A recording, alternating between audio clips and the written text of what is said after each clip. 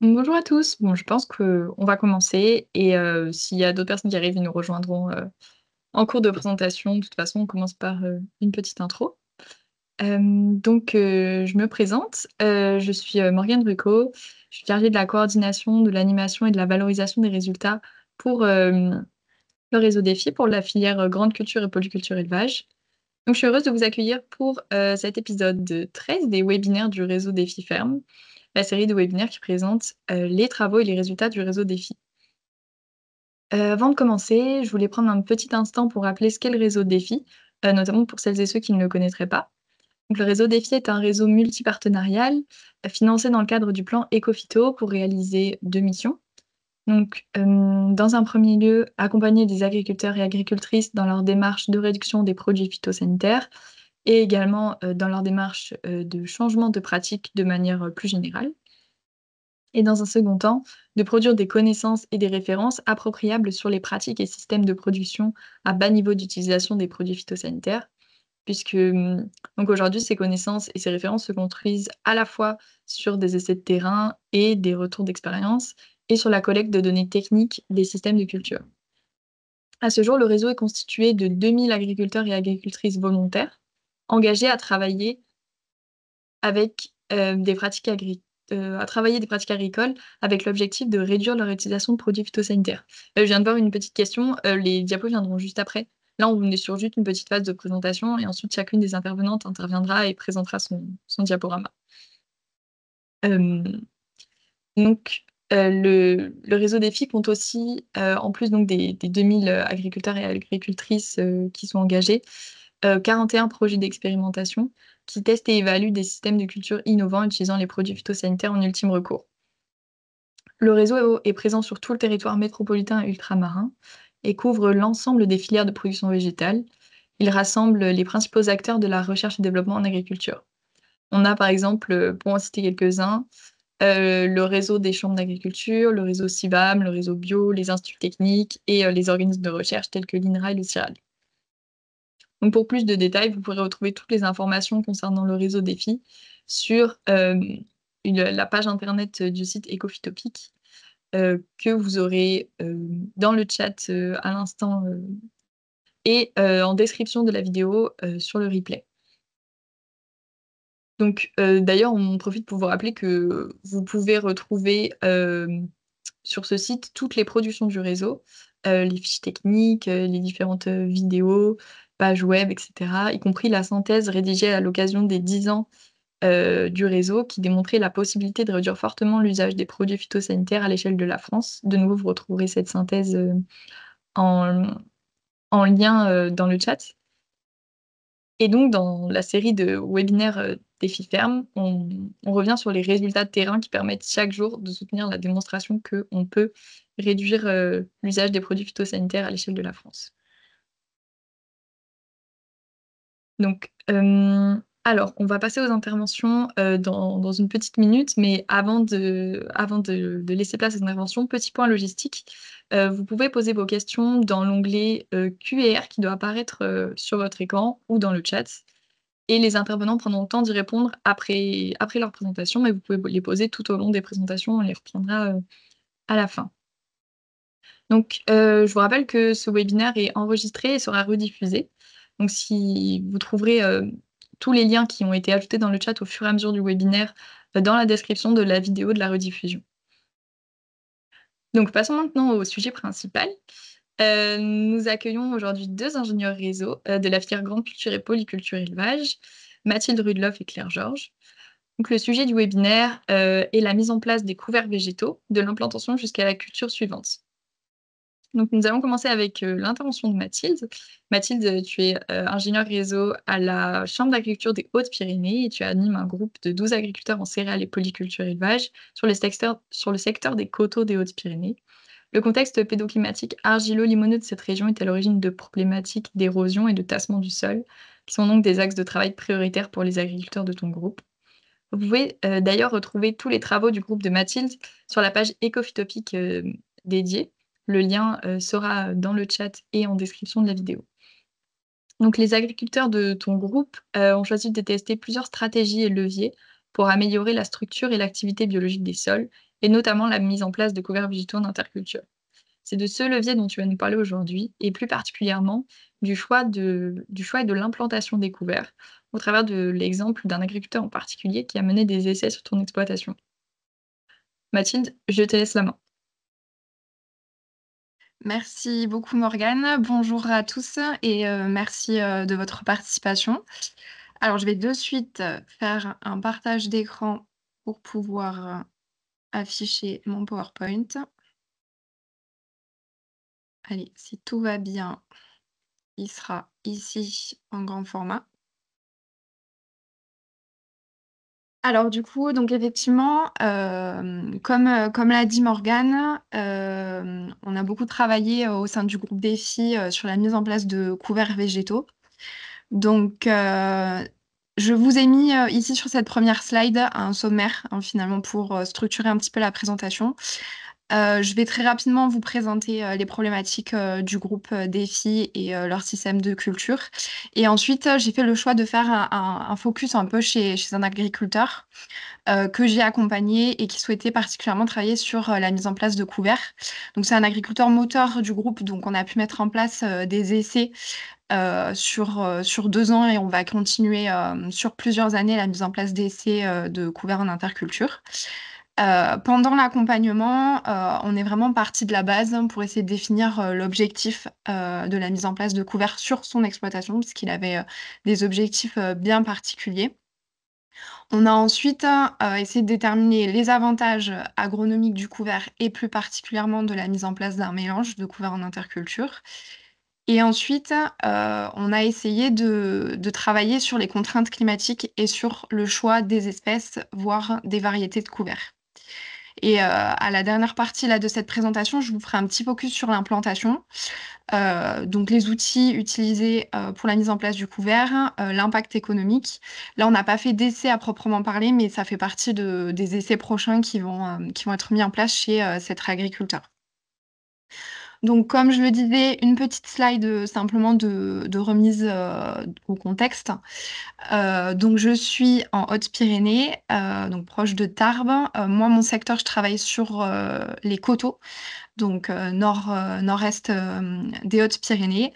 Ils sont 12 agriculteurs, sur ce même secteur, très proches les uns des autres et donc on a travaillé sur, diverses, thématiques, dans le but de réduire, l'utilisation des produits phytosanitaires. Donc c'est, l'allongement de la rotation, la diversification, mise en place de cultures plutôt à bas niveau d'impact, la réduction du travail du sol pour certains, la substitution de traitement par l'utilisation de produits biocontrôle et effectivement la mise en place de couverts en interculture. Donc, on l'a bien compris, on va vraiment se concentrer sur, ce levier, aujourd'hui et ici, je vous présente un petit peu, le système de culture de cet agriculteur, donc, Arnaud Delas, qui est céréalier, 110 hectares en grande culture, seul à travailler sur l'exploitation. Son assolement, c'est quand même donc dominante, maïs avec une rotation, tournesol, blé tendre, couvert en interculture et maïs. Il a, la plupart de ses parcelles, irriguées et donc, lui, c'est ce qu'on retrouve, sur la slide, en haut à droite, son témoignage. Pour lui, il voulait mettre en place, un couvert pour atténuer le tassement, du sol avec le passage des outils et l'irrigation justement, on notait quand même, des zones de tassement sur, certaines de ses parcelles. Il voulait, apporter la matière organique parce que donc pas d'élevage, pas de fumier à disposition, donc l'idée c'était quand même d'apporter le plus possible de matière organique au sol. Sur, le secteur, des coteaux, on est plutôt sur un sol, limono-argileux type, boulbène avec quand même très peu de matière organique de façon, naturelle sur ces sols-là et l'idée aussi c'était, voilà d'apporter, des éléments fertilisants et si possible de réduire, la fertilisation pour, la culture suivante. Arnaud, pour la destruction, de ce couvert, la plupart du temps, il fait un labour, un broyage puis un labour et donc on le verra pendant cette présentation. Nous, on s'est vraiment concentré sur, aujourd'hui le choix des espèces, les mélanges, l'implantation, on le verra et Claire donc qui fera la présentation, en suivant, va compléter, la mienne en vous parlant un petit peu des différents moyens de destruction des couverts. Alors, du coup, ici, je vous présente le premier essai qu'on a essayé de mettre en place. On s'est vraiment centré sur le choix des couverts et l'importance du mélange dans les couverts en interculture. Donc, en Hautes-Pyrénées, globalement, ceux qui mettent en place des couverts, ils sont pas très nombreux, mais ceux qui le font mettent en majorité de la févrole en pur. On a, voilà, une couverture de sol qui est pas forcément optimale. Donc l'idée, c'était que Arnaud savait l'intérêt des mélanges, mais voulait un petit peu le prouver sur son exploitation. Donc la première année, ici, c'est un essai qu'on a réalisé en 2022. On a fait le choix vraiment de se concentrer sur, les bénéfices des mélanges. On a eu une, 1re modalité, donc, AVT, le nom commercial Avoine Veste Trèfle, qui a été mis en place. Une deuxième modalité, symbiose et un petit peu d'avoine. Donc la symbiose, c'était de la veste, 2 types de trèfle et de l'avoine rajoutée, par l'agriculteur.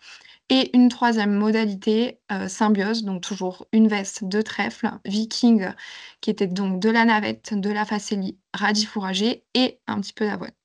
Donc l'idée là, c'était de proposer dans tous les cas un mélange, mais une modalité avec un mélange beaucoup plus diversifié, avec le plus de familles d'espèces possibles. Donc on avait l'hydrophilacée, les graminées, de la symbiose, de la légumineuse et des crucifères.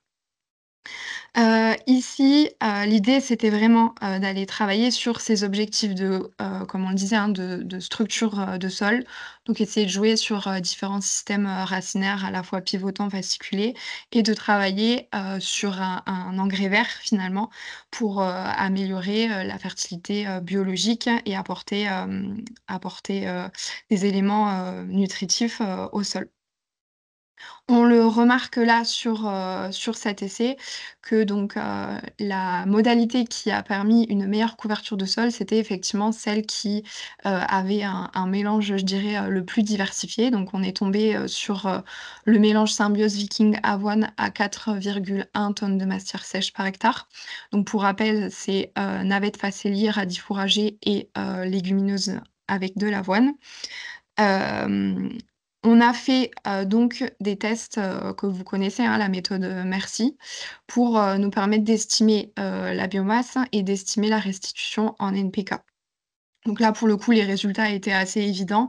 On a permis d'avoir, un gros captage d'azote pour, ce mélange-là et une restitution de 40 unités d'azote, sur le mélange avec un couvert, très diversifié. Donc ça, c'était en 2022 avec un contexte quand même, voilà, sec, hein, qu'on a connu, pendant toute la période, été, même au moment de l'implantation du couvert, on avait quand même un sol très sec. Donc l'idée, après cet essai, donc Arnaud était vraiment convaincu de l'intérêt du mélange et de cette diversité, d'espèces.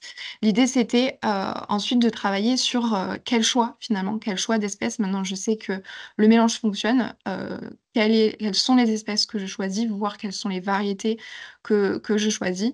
Et là, on est tombé donc sur une année, 2022 très très sèche, puis une année 2023 très pluvieuse, très humide. Donc on s'est dit que l'intérêt de l'essai, ça pouvait être de travailler, sur des couverts à différentes, conditions optimales de germination. L'idée, c'est de répéter cet essai qu'on a commencé en 2023 sur, plusieurs années et justement essayer de faire varier, ces contraintes climatiques, hem, au fil des années. Donc, pour cet essai, qu'on a mis en place, on a mis en place 4 modalités différentes. La première modalité, donc M1 avec donc du seigle, du radis chinois et de la vesse, un choix d'espèces, comme vous voyez sur le graphique de gauche, plutôt donc, qui vont permettre, de germer dans des conditions plutôt sèches et sec et chaudes. La modalité 2, à l'inverse, c'est plutôt un mélange d'espèces qui va bien fonctionner en conditions humides, avec de la févrole, radis fourragé et facélie. Et la M3, on a essayé de trouver, voilà, des conditions assez hétérogènes avec du trèfle incarnat, de la veste commune et de la navette. Hem En base, témoin, comparaison, on a, gardé, cette modalité févrole pure qui se fait, beaucoup sur le territoire. Concernant, les résultats de cet essai-là, donc sans passer, les détails, on remarque, en fait, déjà dans un premier temps visuellement, que c'est vraiment la deuxième modalité, donc févrole, radis fourragé, facélie qui, a très bien répondu. Là, je dis visuellement parce qu'en fait, on a eu, une très bonne levée de chacune des espèces, qui n'est pas du tout le cas, pour, les autres modalités de mélange. Donc là, je le rappelle, hein, 2023, chez nous, il a énormément plu. On était vraiment sur des sols très humides. On n'a pas eu de très grosse chaleur, pendant ces périodes de levée. Et donc, la M2 logiquement a bien répondu, parce que, comme on l'a dit, hein, c'est un mélange, plutôt, qui répond aux conditions humides. M1, on a M1 et M3, donc les 2 autres, modalités de mélange. En fait, le souci qu'on a eu, c'est que, les crucifères ont totalement pris le dessus. On avait, beaucoup de crucifères et très peu de légumineuses finalement. Donc là, ce qu'on a supposé, c'est que les autres espèces, étaient pas forcément en condition optimum de germination. Les crucifères, elles, ont pas forcément de problématiques de levée, sont plutôt, tendance à être étouffantes et du coup là, ont vraiment pris le dessus sur les autres espèces.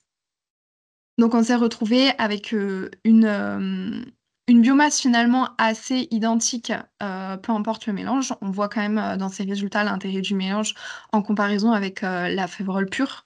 Donc, les mélanges, on est au-dessus de, 3,4 ou plus en tonnes de matière sèche par hectare, alors que la févrole en pure, était à 2 tonnes de matière sèche. Par contre, tout ce qui est, éléments, de restitution d'azote, on a quand même de meilleurs résultats, pour, bah, justement ces espèces et ces variétés, qui sont performantes en conditions humides. 40 unités, enfin 39 unités pour le mélange, M2 et 42 unités pour, la févrole en pure. Donc ça, comme je le disais, hein, c'est vraiment un essai qu'on aimerait reproduire, sur plusieurs années pour, voir, l'évolution, de tout ça. Est-ce que la M2 en conditions sèches, réussit à avoir de bons résultats aussi? Donc c'est un peu le fil rouge, qu'on a décidé de construire avec Arnaud, donc l'agriculteur, qui réalise, ces essais. Hem, Concernant l'implantation, donc comme je le disais au départ, on n'a pas forcément, mis en place d'essai, en tant que tel, avec un facteur vraiment, implantation, utilisation de matériel. L'idée, ce serait maintenant de regarder un petit peu, le facteur, période de semis. Voilà, quel est l'impact, de la production de biomasse sur, la date de semis? Si on se met à semer un peu trop tardivement, est-ce qu'il y a beaucoup d'impact sur la production de biomasse, sur la restitution en azote? Toujours cette problématique de compaction des sols qu'on aimerait conserver. Aujourd'hui, Arnaud travaille, donc sur, des chaumes de blé. La question c'est: «Est-ce que, il faut que je le broie? Est-ce que, ne pas le broyer, ça pose, problème? Si j'utilise le rouleau ou si je l'utilise pas, qu'est-ce que ça a comme impact?» Donc la gestion de la paille qui est pour lui un facteur, à étudier et justement cette utilisation, de rouleaux qu'on aimerait, aussi tester pour les prochains essais. En 2022, là, on a fait des débuts d'observation. Je dirais qu'on va essayer de mettre en place, sous forme d'essai. En 2022, il y a pas eu de broyage, de la paille et on a eu des soucis justement, de levée vis-à-vis de ça. En 2023, on a essayé de broyer donc pour la totalité, de l'essai et là, on a eu moins de problématiques. C'est plus les crucifères qui ont gêné à ce moment-là, mais la paille n'a a priori pas gêné sur la levée, des autres, espèces. Donc voilà, c'est des pistes, d'études, qu'on va travailler avec, cet agriculteur. Voilà, basées sur les observations, des premiers essais. Et ensuite, un petit point sur, l'impact un petit peu économique, de tout ça. Aujourd'hui, on a vraiment fait, comme je vous le dis, hein, varier, ce facteur, semences. Arnaud, lui, dans la préparation du sol et dans le semis, on a eu une estimation de 76 € l'hectare, en coût et ensuite un labour et un broyage et un labour, donc environ 180 € l'hectare, sur tout ce qui est, voilà travaux au champ. Et donc c'est le prix, des semences qui a été le facteur de variation, hein, pour les essais. Et on a remarqué que c'est la modalité, à base de févrole, radis fourragers et facélie, donc la modalité M2 performante en conditions humides, qui est la plus coûteuse, suivie de la modalité à base de févrole pur. Donc il y a beaucoup de demandes, hein, finalement, donc c'est un marché assez important, au sein des Hautes-Pyrénées. Et ensuite, la modalité, M1, donc performante, en conditions sèches, et M3 qui sont, les moins coûteuses. Donc c'est un petit peu la modalité qui nous a permis d'avoir le plus de bénéfices, qui a demandé, un coût un peu plus important. Mais, Arnaud donc, ne perd vraiment pas de vue le retour sur investissement un peu à long terme de ces couverts. Et donc, voilà, le fait de mettre un prix un peu plus important, mais un bon, résultat sur, la structure du sol et sur l'utilisation de la fertilisation, lui convient. Donc voilà, je vous ai présenté les grandes lignes des 2 essais qu'on a pu réaliser, chez cet agriculteur. Merci de votre attention et n'hésitez pas à poser des questions. Merci Mathilde pour ta présentation. Hem, petit rappel avant de passer aux questions, vous pourrez retrouver sur sa page groupe, heu et sur sa page groupe tous les travaux qu'elle a réalisés et à l'instant, des travaux un peu complémentaires, sur ceux dont elle vient de parler, qui vont être ajoutés dans le chat à l'instant. On a une fiche trajectoire, de cet agriculteur, qu'elle a réalisée sur, l'optimisation de la gestion des adventices sur les cultures de printemps pour, voir comment ce levier, spécifique des couverts d'interculture est intégré de façon plus globale dans une stratégie de gestion des adventices. Et vous trouverez également le lien d'un compte rendu de journée technique, toujours chez cet agriculteur, et un autre d'ailleurs, portant sur, des essais sur, les couverts végétaux. Voilà, donc vous retrouverez tout ça, dans le chat et par la suite, en description de la vidéo du replay. Donc on peut maintenant passer, aux questions. Donc il y en a déjà qui sont arrivées pendant la présentation. Hem Alors, il y avait une première question sur le coût par hectare, mais je crois que tu l'as précisé, Mathilde, par la suite. Donc si tu veux nous le redonner rapidement, Ouais. Alors ce qui a été estimé, donc toutes les modalités ont été travaillées, hein, comme vous l'avez compris, de la même façon. Pour la préparation, et le semis du couvert, on était à peu près à 75 € l'hectare. Et pour tout ce qui a été, broyage, labour, on était à une centaine d'euros l'hectare. OK. Merci. Ensuite, on a une deuxième question. Hem, Si tu peux revenir sur la diapo 6. Donc quelqu'un qui me dit qu'il est étonné du positionnement du sorgho, sur la diapo 6 parce qu'il est plutôt réputé pour, se développer en conditions sèches et Ah. température assez élevée. Alors pour le coup, donc ça, j'ai croisé un petit peu parce qu'effectivement, là, il y a pas forcément un consensus sur tous les instituts. J'ai croisé les données, avec l'INRA et Arvalis, en essayant, voilà, de dès qu'il y avait, des éléments un peu identiques, de l'afficher ici. Et donc selon moi, le sorgho, donc ce qu'on n'a pas testé en essai, c'était plutôt sur, sol chaud, mais en conditions plutôt humides. Voilà, donc après, on l'a pas vérifié, de notre côté, dans un essai, mais c'est un petit peu les données que j'avais retrouvées, chez l'INRA et Arvalis. OK. Hem, une question suivante. Alors, où il demande donc le alors je te la lis comme elle est présentée. Le déchômage est fait donc avant implantation et le labour, serait réalisé en sol nu, donc à ne pas comptabiliser ici. Alors, voyons, alors peut-être que, cette personne pourra préciser si je me trompe. Pour recontextualiser tout ça, en fait, Arnaud, lui, il réalise, un juste bon, plutôt broyage pour le coup, parce qu'on a eu des soucis, avec les pailles et ensuite, un déchômage et un semis, juste après et par contre, c'est pour la destruction qu'on a un broyage puis un labour. Je sais pas si ça précise, la question, sinon n'hésitez pas à la reposer dans le chat. Mmh. Hem, En attendant, donc on n'a pas de nouvelles questions. Moi, j'avais une question, pour toi, Mathilde. Est-ce que, ah, Sébastien a précisé que sa question, il propose de comptabiliser, uniquement mmh? Pardon, j'ai perdu. Moi, je l'ai pas. Elle apparaît dans le Conversation? Elle apparaît dans la Ah oui, conversation. à C'est comptabiliser que donc le broyage Elle pour la disait que le destruction. broyage pour la destruction. Et pas le déchômage? C'est ça? J'imagine que c'est ce qu'il veut dire. Ah non, je pense qu'il doit parler de la destruction du couvert en tant que tel. Oui, là, pour le coup, j'ai pris, le labour pour la culture suivante, finalement, en essayant d'estimer ça. L'idée, c'est ensuite, voilà, d'avoir ces premières bases et de comparer si on utilise d'autres outils, de comparer les coûts sur les autres outils.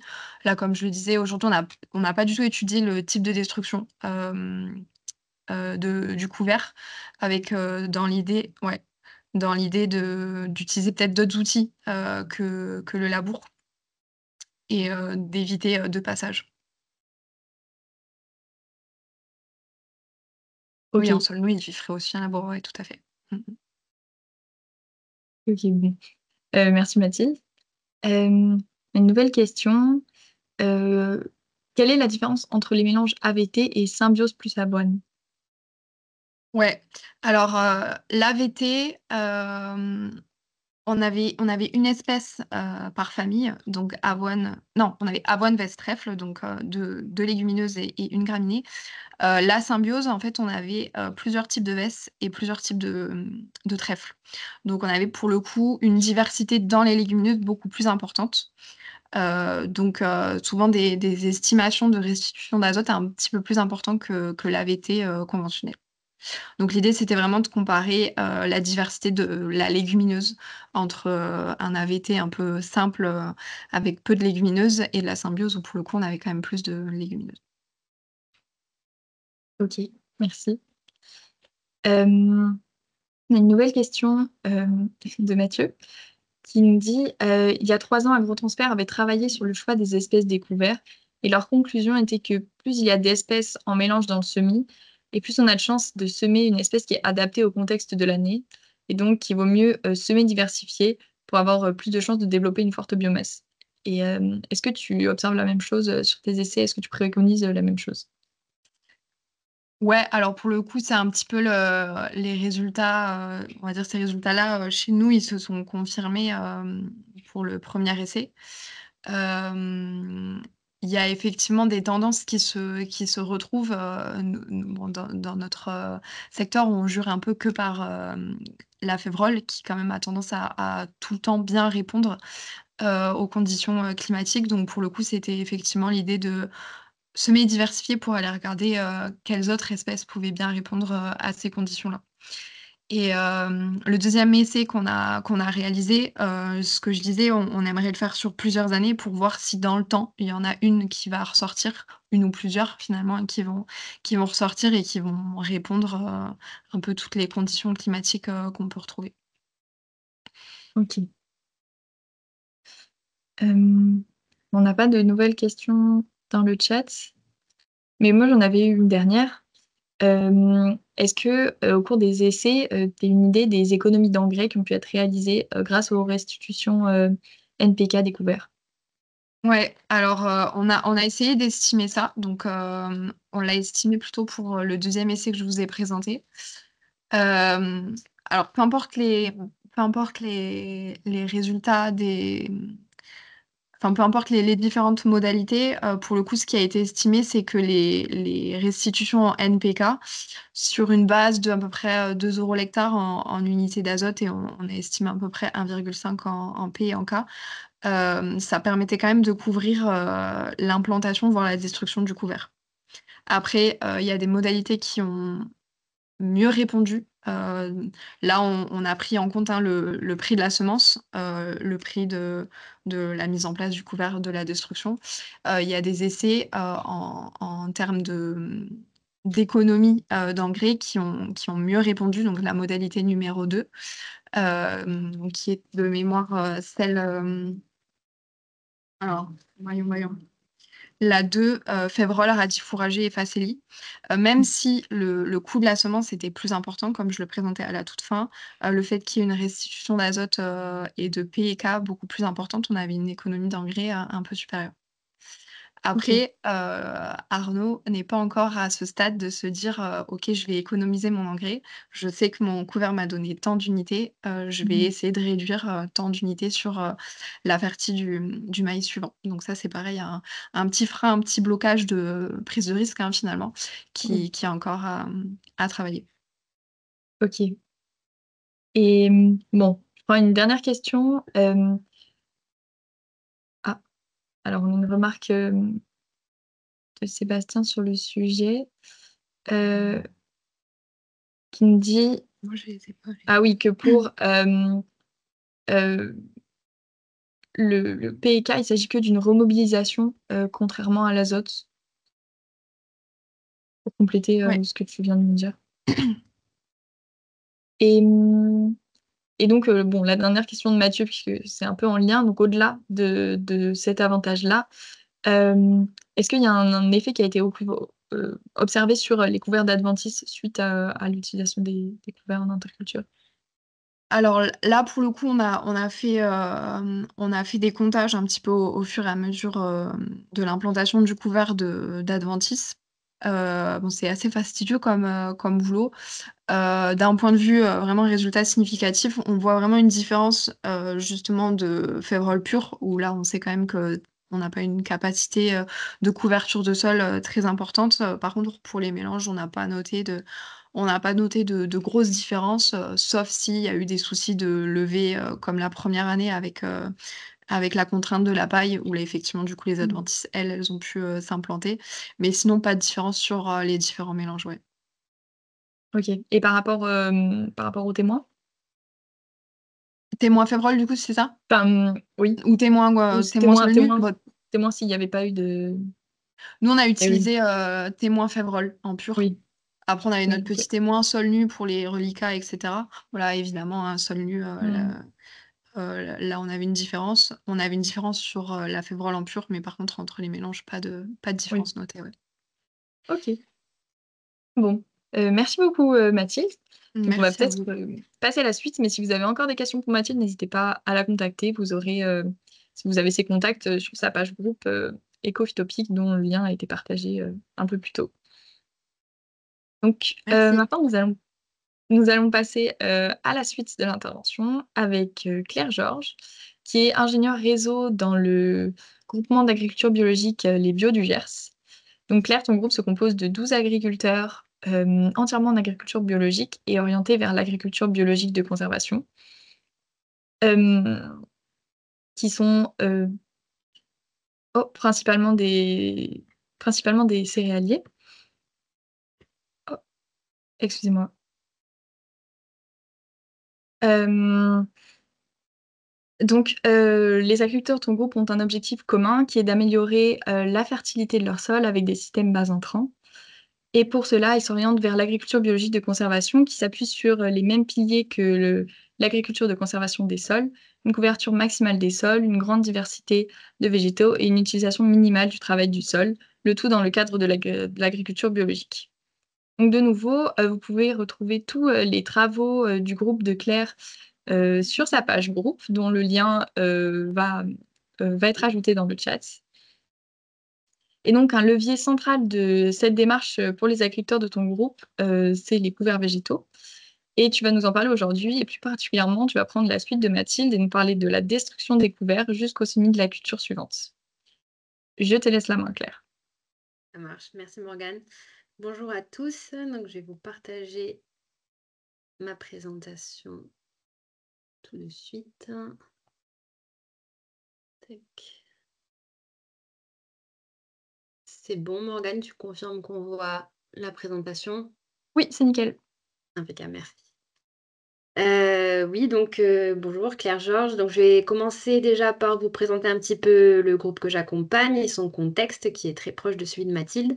Et ensuite, je vais prendre un peu une approche différente de celle de Mathilde. Je ne vais pas vous présenter des essais à proprement parler, mais plutôt un peu des questions générales sur, en fait, des démarches générales qu'ont les agriculteurs que je suis dans mon groupe, dans leur questionnement sur quand détruire les couverts et comment les détruire. Et on parlera aussi un petit peu des impacts de ces couverts pour la culture suivante.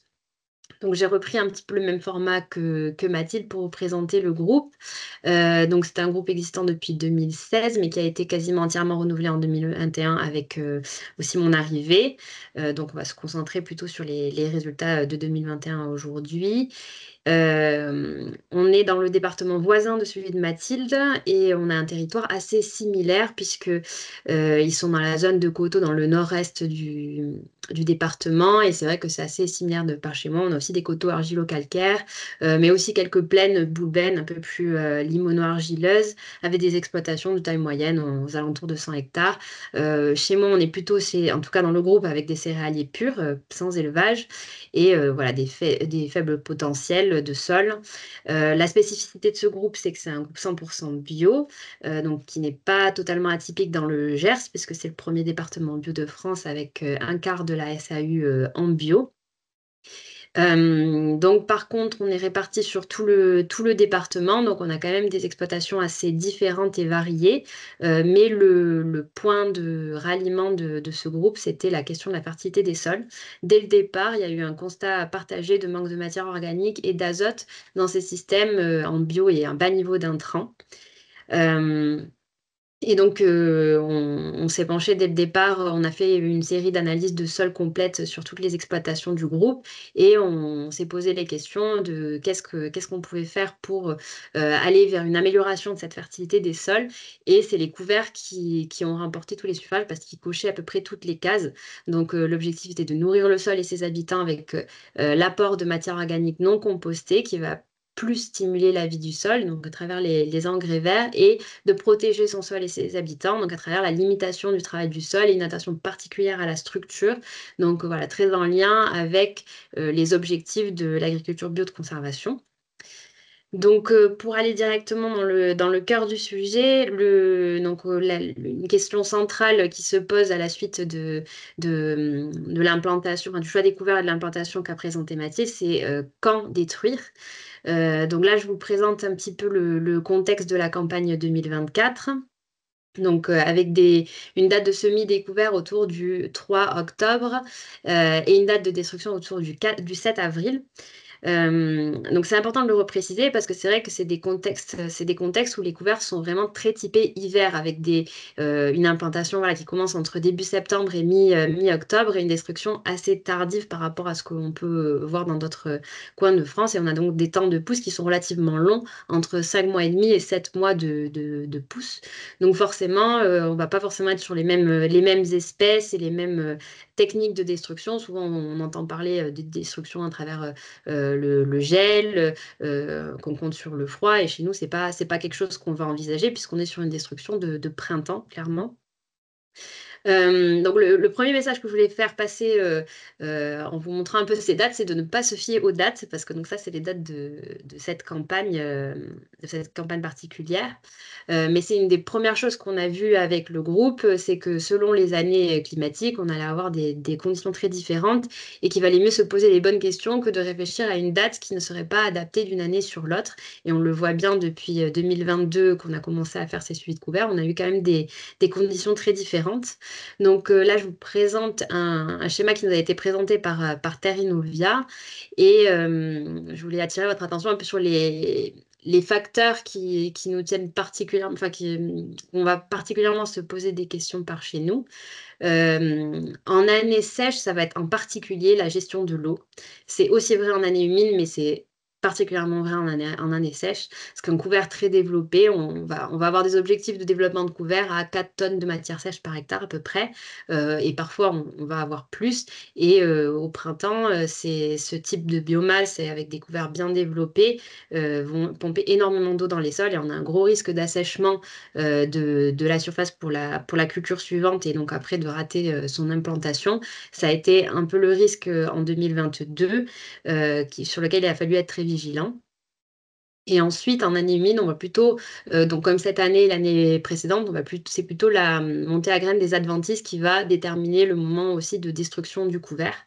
Parce que, comme nous l'a rappelé Terre Nouvelle, l'objectif du couvert, c'est surtout de bénéficier à la culture suivante et aux cultures suivantes et non pas de porter préjudice. Donc, on va essayer de limiter le stock grainé, en tout cas pas laisser monter en graines les adventices dans le couvert.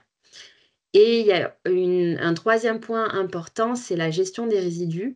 Ça, j'ai envie de dire, c'est presque une question qu'il faut plus se poser à l'implantation et au choix du couvert, parce qu'on ne va pas avoir la même stratégie selon d'abord le type de matériel qu'on va avoir disponible sur la ferme, notamment en termes de semoir après pour pouvoir implanter sa culture suivante. Et le type d'espèce qu'on va mettre en place, parce qu'on va pas avoir les mêmes stratégies avec une févrole, par exemple, qui va avoir un C sur N assez faible, qui va une tige creuse et qui va se décomposer très très vite avec du chaud et du sec. En quelques jours, on ne la voit plus. Alors que si on est avec des graminées qui ont tendance à être plus ligneuses ou même des crucifères, on va avoir un temps de décomposition qui va être plus long et une gestion des résidus qui va être plus importante. Et je voulais particulièrement attirer votre attention sur les crucifères où il y a des composés chimiques qui sont les glucosinolates qui peuvent poser des problèmes de germination pour la culture suivante. Donc autant pour une févrole, on va pouvoir laisser peut-être un temps de 2 semaines entre la destruction et l'implantation de la culture suivante. Autant quand on va avoir une bonne base de crucifères, on va peut-être laisser 3 semaines à 1 mois entre ces deux interventions. Donc maintenant qu'on s'est posé la question de quand détruire, se pose la question de comment. Et une intervention un peu incontournable, en tout cas par chez nous, dans ce qui se fait dans le groupe défi, c'est le broyage. Il est quasiment systématique à l'échelle du groupe. Dans un premier lieu, l'objectif, c'est de limiter la taille des résidus, voilà, pour favoriser le semis, et ensuite pour le désherbage mécanique, puisque je rappelle qu'on est sur des exploitations en bio. Et aussi pour permettre de rentrer peut-être des fois plus tôt en année humide qu'avec un travail du sol, on va pouvoir arrêter le développement du couvert et pouvoir passer rapidement sur tous les couverts et les arrêter et ensuite faire un deuxième passage. Bon, les inconvénients, évidemment, c'est le coût du passage en termes de consommation. On est autour de 30 à 35 euros hectare et le temps de travail important parce que le débit de chantier est relativement faible, mais surtout, c'est pas un passage unique. Il va falloir le passage d'un deuxième outil pour gérer ces couverts. Donc, une alternative qui paraît extrêmement intéressante, c'est le pâturage des couverts. Ça a été mis en place sur les exploitations de mon groupe. Alors, l'année dernière, il y a 5 agriculteurs qui ont bénéficié de l'arrivée d'un troupeau sur leurs couverts. Cette année, ça a été plus compliqué, notamment avec l'hiver humide, avec les bergers qui ne sont pas forcément déplacés. Bon, ça a été un petit peu plus compliqué, mais on a fait une rencontre à ce sujet à cet hiver et je vous ai repartagé un petit peu les données qui nous ont été montrées qui sont issues du projet Possif. Donc, je vous ai mis le lien aussi, comme ça vous pourrez aller creuser. Globalement, du point de vue du céréalier, tous les voyants sont au vert, quoi. On économise un broyage, donc on économise du temps de travail et de l'argent, enfin des coûts de mécanisation. On va avoir une meilleure disponibilité de l'azote, non pas qu'il va y avoir plus d'azote, mais elle va être plus facilement assimilable par la culture suivante. Une chose intéressante aussi, notamment en année humide comme cette année, c'est la diminution de la pression en limaces, donc qui serait écrasée, enfin les larves écrasées par le piétinement des brebis et qui permettrait voilà, une diminution de jusqu'à 60% en sortie de pâturage. Donc c'est pas négligeable. Et après, l'impact sur la compassion des sols, en tout cas, le projet n'a pas trouvé d'impact. Et nous, c'est vrai, l'année dernière, on n'a pas eu de soucis particuliers non plus, à nuancer avec le fait qu'on ne sort pas les brebis justement quand les conditions ne le permettent pas. Et je pense que ça a beaucoup joué aussi cette année sur le fait qu'on ait eu moins de pratiques de pâturage découvert avec un hiver aussi pluvieux que ce qu'on a pu avoir. Voilà. Donc, une fois ce premier passage réalisé, le plus courant, c'est les déchômeurs qui sont utilisés par la quasi-totalité du groupe. Donc, généralement plutôt déchômeurs à disque, qui va permettre un bon mélange entre la terre de surface et les résidus et qui va quand même avoir une action assez pas radicale, mais efficace sur le couvert. Généralement, ça se fait en 2 passages quand même, et si possible en croix. Donc là, je vais vous présenter un exemple d'un itinéraire chez un agriculteur qui utilise un déchômeur à disque. Donc c'est celui que vous voyez là sur la photo et avec le travail réalisé. Donc là, c'était en 2022 sur un couvert févrole. Alors c'est pas avoine, c'est grand épeautre et trèfle chez Nicolas Estrade. Donc, ce couvert a été semé à 90 kg/hectare au 10 septembre. Et il avait fait un développement assez satisfaisant à 3,4 tonnes de matière sèche par hectare. Et donc, il a fait son premier passage avec un déchômeur à disque au 3 avril, suivi derrière d'un déchômeur à ailettes une semaine plus tard.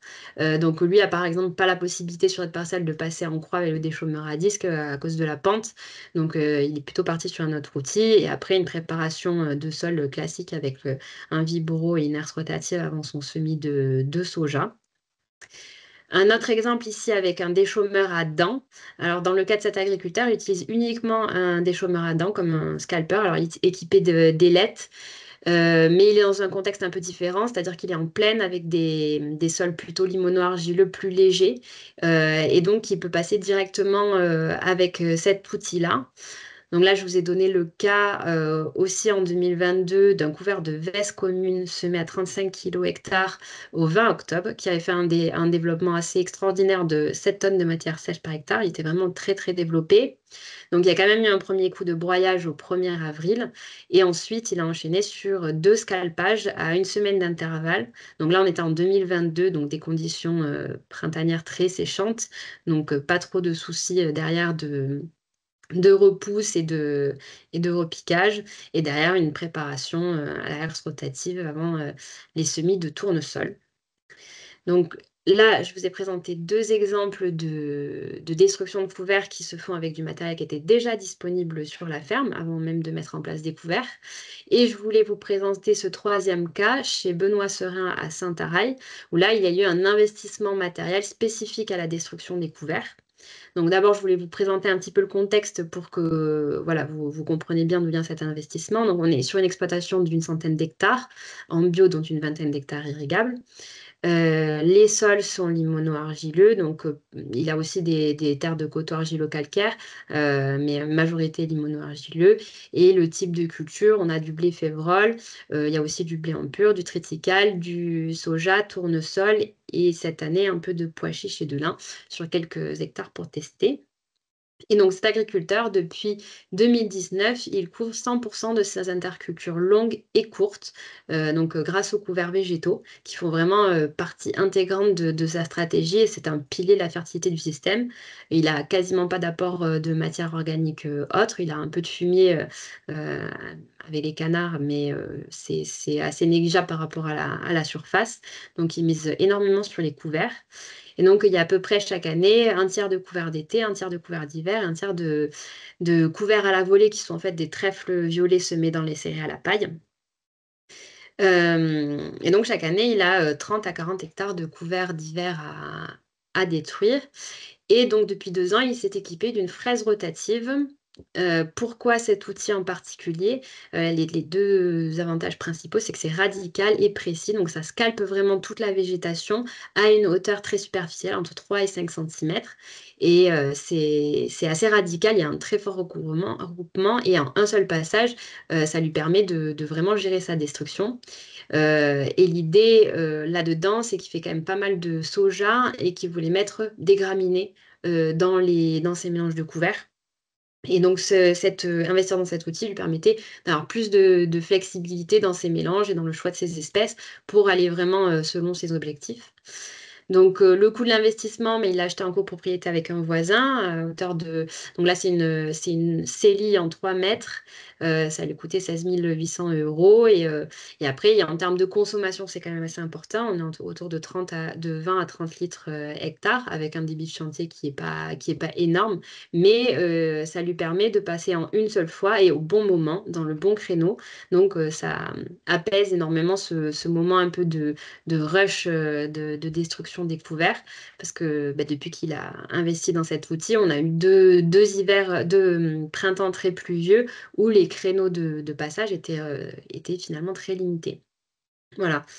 Donc oui, je tenais à noter quand même qu'il utilise plutôt une houe rotative pour les premiers désherbages en prélevé au lieu d'une herse rotative parce qu'il y a quand même encore beaucoup de résidus. Comme ils sont très peu incorporés à la terre de surface, il y a quand même une gestion des résidus à bien penser. Voilà. Donc je vous ai fait une slide sur un petit peu le retour qu'il fait lui de ces pratiques-là, donc dont il a le recul depuis 2019. Et la première chose, c'est vraiment un gros impact sur la fertilité physique de ces sols, cette mise en place de couverts à répétition, avec une gestion en travail assez superficielle. Donc une forte diminution de l'érosion. Et ça, c'est vraiment quelque chose qui est partagé dans l'ensemble du groupe et qui a été mis bien à test, on va dire, depuis 2 ans, avec des très forts risques érosifs et avec ces printemps pluvieux, on a connu beaucoup de coulées de boue et ça a été vraiment moins fort sur les parcelles accueillant des couverts végétaux. Une meilleure absorption de l'eau et une diminution de la battance, donc toujours pareil sur ces questions de fertilité physique. Ensuite, une augmentation du taux de matière organique, donc plus 0,24% en 4 ans. Alors, ça paraît pas énorme, mais quand on sait que de toute façon, pour relever des taux de matière organique, on peut espérer au mieux plus 1% en 10 ans. Disons que voilà, on sent qu'on est dans la bonne démarche avec cette mise en place de couverts végétaux. Et ensuite, une meilleure vigueur des cultures sans fertilisation, parce que je rappelle que c'est vraiment les couverts qui sont la clé de voûte de cette stratégie de fertilisation dans cette exploitation, et une plus grande activité biologique des champignons et des vers de terre. Donc voilà.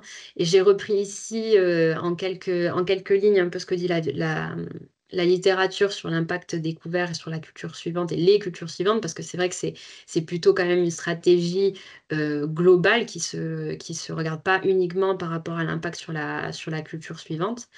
Et ça corrobore assez ce que nous dit Benoît et ce que voient aussi les autres membres du groupe qui ont adapté les couverts. Donc un effet sur la fertilité chimique qui était quand même un petit peu l'enjeu numéro 1 de la mise en place des couverts sur ce groupe qui est en bio et qui a peu accès à de la matière organique, de la fertilisation azotée organique, quoi. Donc qui repose beaucoup sur les couverts.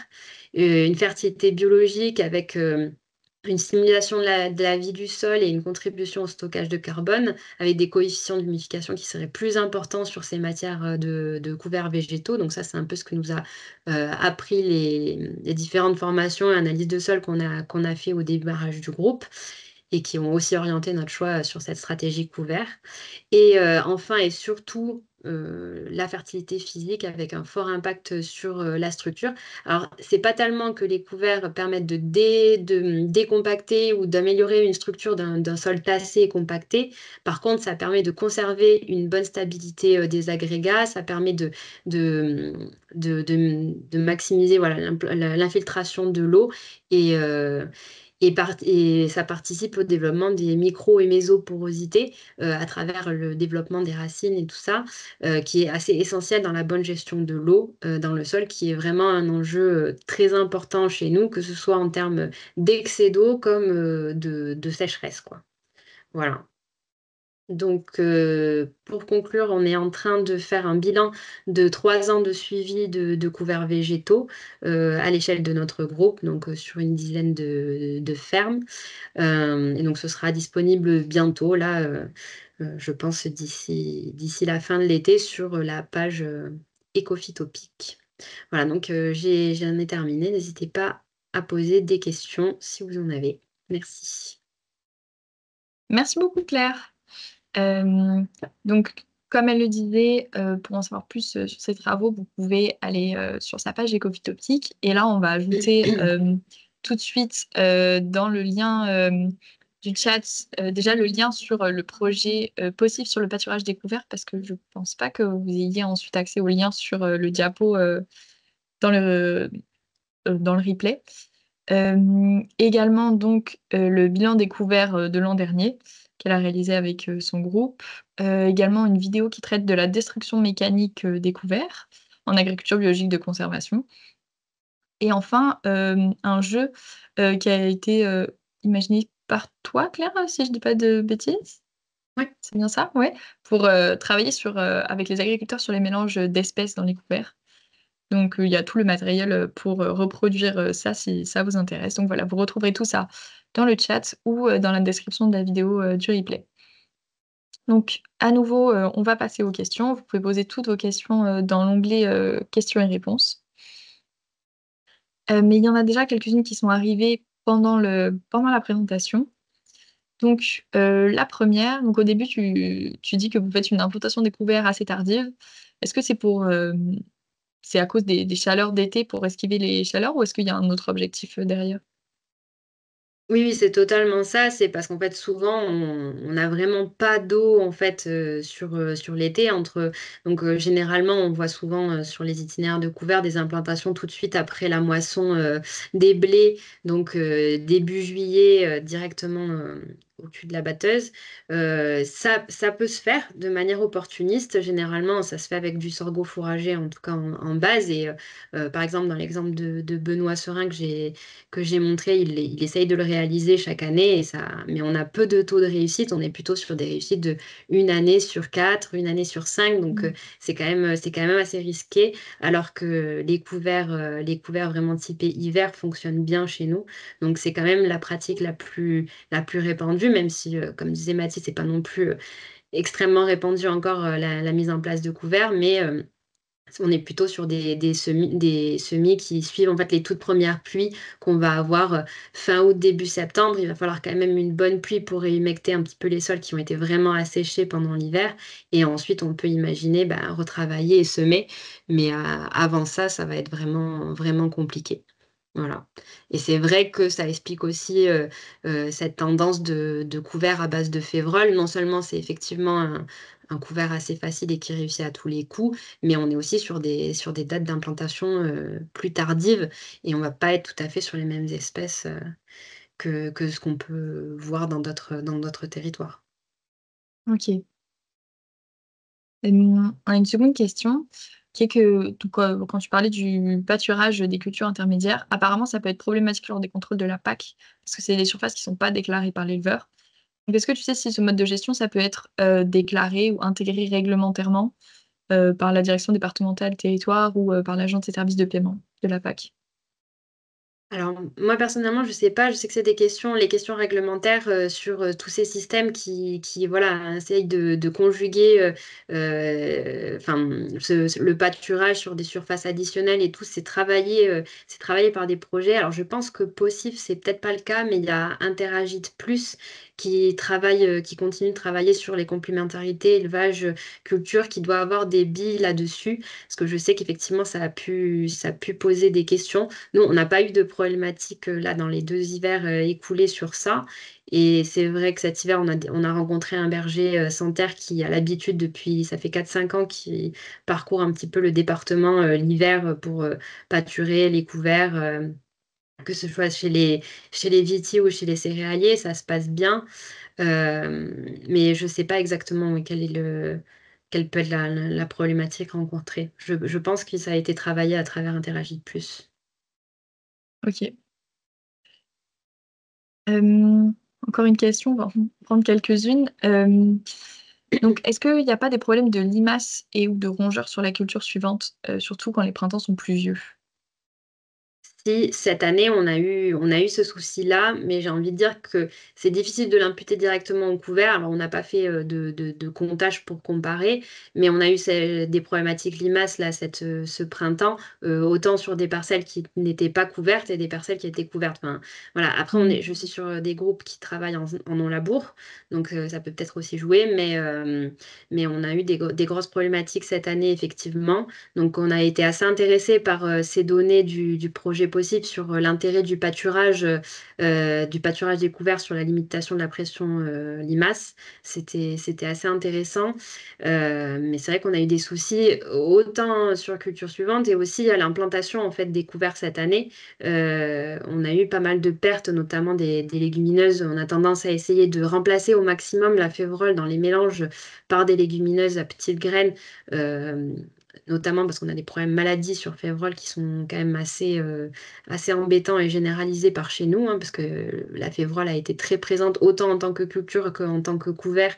Et maintenant, on a des soucis et on a tendance à vouloir remplacer cette espèce. Mais cette année, c'est un peu la seule légumineuse qui a tiré son épingle du jeu parce qu'on a eu quand même des gros soucis de limaces aussi à l'implantation. Donc, c'est vrai que c'est assez, c'est quelque chose à garder en tête. Et on a quand même une partie des agriculteurs qui mettent toujours de l'anti-limace, au moins sur les bordures, en précaution, suite à des couverts qui ont été très développés, notamment avant le tournesol, quoi. Ok, merci. Euh, Ensuite, on a une question donc, de Mathieu qui nous dit qu'en agriculture biologique, il n'y a pas de chimie pour maîtriser les adventices. Et est-ce que tu remarques une différence d'efficacité d'un sol couvert par rapport à des faux semis répétés? Et même si c'est pas des expériences que vous avez fait, que vous n'avez pas des modalités à comparer, est-ce qu'il y a un ressenti des agriculteurs de ton groupe sur ce sujet? Alors, l'intérêt du couvert sur la gestion des adventices, il a été travaillé un petit peu par le groupe précédent, avec l'intégration de graminées dans les couverts végétaux pour voir si ça avait un impact derrière sur justement la gestion des adventices. Et c'était plutôt positif par rapport à ça, parce qu'effectivement, les graminées avaient tendance à bien couvrir, à faire beaucoup de biomasse, et donc on va pas laisser trop de place à d'autres espèces adventices. Par contre, ils avaient d'autres problèmes sur la destruction derrière, parce que à cette époque-là, par exemple, on ne parlait pas encore aussi de fraises rotatives qui ont permis de mieux maîtriser ces itinéraires de destruction sans labour et sans chimie avec des espèces comme les graminées. Donc, ce serait peut-être à réitérer. Après, globalement, je crois que c'est Stéphane Cordeau qui travaille sur cette question-là de l'intérêt découvert pour la gestion des adventices. Scientifiquement, ça n'a pas vraiment été prouvé qu'il y a un impact direct là-dessus. Euh, voilà, donc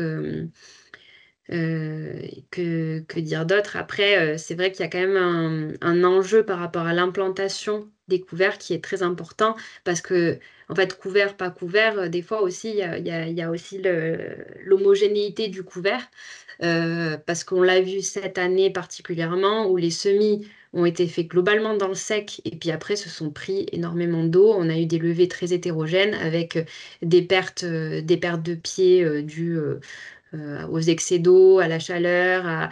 Il y a eu quand même plein d'aléas qui ont fait qu'on a eu des levées assez hétérogènes et donc beaucoup de place au développement des adventices elles, ont bien profité cet hiver de toutes les pluies.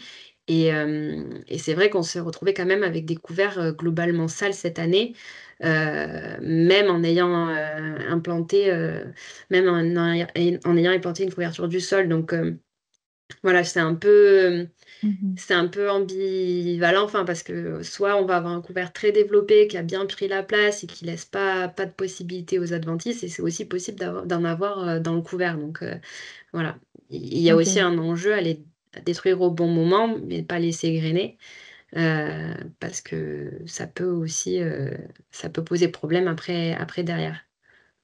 Ok. Bah, justement, je prends cette dernière question parce qu'elle est vraiment en lien avec celle qu'on vient de traiter. qui est de savoir s'il y a des espèces que les agriculteurs en bio ne veulent pas mettre par souci de salissement des parcelles, justement. Hmm. Ben, disons que les espèces où c'est plus difficile d'aller, globalement, on va être plutôt sur des mélanges à grosse base légumineuse. C'est vraiment l'objectif qui se retrouve dans quasiment tous les systèmes en bio, ça va être d'avoir un apport d'azote avec le couvert. Et de toute façon, même si c'est pas l'objectif principal, moi je conseille toujours d'avoir une petite base de légumineuses, ne serait-ce que pour favoriser la décomposition ensuite du mélange et qu'il n'y ait pas un risque de fin d'azote après sur la cuisture suivante. Donc c'est quand même important qu'il y ait une part de légumineuses systématique, même avant des sojas par exemple. Euh, une culture de soja. Donc la légumineuse va être souvent la base des mélanges en bio. Et après, une culture enfin un type d'espèce qui n'est pas forcément évident à mettre dans les assolements, c'est les crucifères. Il y a plusieurs peurs qui sont vouées à ces espèces, mais on essaie justement de travailler dessus. On a vu pas mal d'essais là dans le Gers où elles étaient assez présentes, notamment des moutardes blanches avec différents stades de précocité. Donc, on peut aller sur des moutardes blanches très tardives pour éviter tout risque de monter en graines et qui peuvent être très intéressantes pour couvrir justement les sols rapidement en entrée d'hiver. Parce que comme on est sur des semis relativement tardifs, des fois, on peine à avoir une couverture des sols suffisante en entrée d'hiver pour assurer cette couverture, limiter le développement des adventices. Et c'est vrai que les crucifères seraient très intéressantes pour ça parce qu'elles sont aussi très agressives à l'azote et elles vont plus être assez performantes sur ça. On a encore un peu de travail de sensibilisation et d'acceptation de ces espèces-là, mais qui au contraire pourraient justement avoir un bon intérêt là-dessus. Parce que c'est vrai que les légumineuses et la facélie vont pas être très compétitives par rapport à ça, quoi. Voilà. Et après, il y a la Ok. question des graminées euh, disons qu'il faut bien identifier le type de graminée qu'on va intégrer dans le couvert pour être sûr de pouvoir la détruire. Et on a eu des bons résultats, par exemple avec un triticale précoce qui va arriver vraiment à floraison au moment de la destruction et qui va permettre une destruction assez radicale sans nécessairement susciter beaucoup de passages. Mais il faut bien accorder le temps, le moment de destruction par rapport au stade de sa graminée, quoi. Oui. Ok. D'accord. Ben, merci beaucoup, Claire, pour toutes tes réponses. On va s'arrêter là parce qu'il est déjà un peu tard. Mais si vous avez d'autres questions, n'hésitez pas à contacter nos deux intervenantes. Vous pourrez retrouver donc leur contact sur les pages groupes Ecophytopic. Donc, merci à tous et à toutes d'avoir suivi ce 13e épisode des webinaires Défi Ferme. Et nous espérons tous que le format et le contenu vous ont plu et que le webinaire a répondu au maximum à vos questions sur les couverts végétaux en interculture. Donc, comme je vous l'ai dit, le webinaire sera rediffusé sur YouTube. Si vous vous êtes inscrit via le formulaire d'inscription, normalement, vous recevrez le lien par mail dans les prochains jours. Et petit rappel, vous pouvez déjà vous inscrire pour le prochain webinaire du réseau Défi Ferme qui a lieu le 27 juin prochain, donc jeudi prochain, sur la culture de lentilles. Vous pourrez retrouver le lien d'inscription et le programme des webinaires Défi Ferme qui est régulièrement mis à jour sur la page Ecophytopic correspondante que vous aurez à nouveau dans le lien du chat. Merci beaucoup à tous d'avoir été présents et je vous souhaite un très bon après-midi.